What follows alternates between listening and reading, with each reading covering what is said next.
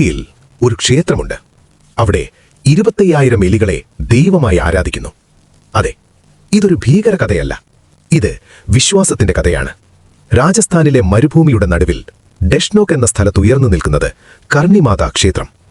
പക്ഷേ ഇവിടെ പ്രവേശിക്കുമ്പോൾ നിങ്ങൾ ആദ്യം കാണുന്നത് വിഗ്രഹമല്ല, ആയിരങ്ങൾ കണക്കിന് എലികളാണ്. മർബിൾ നിലത്ത് അവ സ്വതന്ത്രമായി ഓടുന്നു.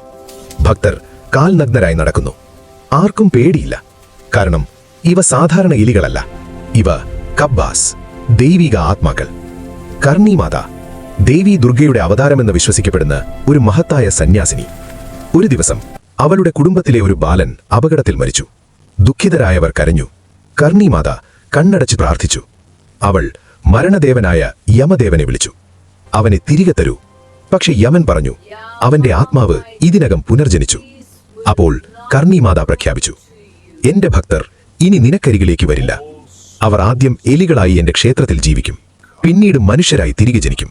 അന്നുമുതൽ ഈ ക്ഷേത്രത്തിലെ ഓരോ എലിയും ഒരു ഭക്തന്റെ ആത്മാവാണെന്ന് വിശ്വസിക്കുന്നു. ഇവിടെ ഒരു പ്രത്യേക വിശ്വാസമുണ്ട്. ആയിരക്കണക്കിന് കറുത്ത എലികളിൽ ഒരു വെള്ള എലിയെ കാണുന്നത് അത്യന്തം ശുഭകരം. അത് കർണിമാതാവിന്റെ അനുഗ്രഹത്തിന്റെ അടയാളം. ഭക്തർ എലികൾ തൊട്ട ഭക്ഷണം പോലും പ്രസാദമായി സ്വീകരിക്കുന്നു. കാരണം ഇവ ജീവികളല്ല, ഇവ ആത്മാക്കളാണ്. നിങ്ങൾ കാൽനഗ്നരായി ക്ഷേത്രത്തിൽ നടക്കാൻ തയ്യാറാണോ?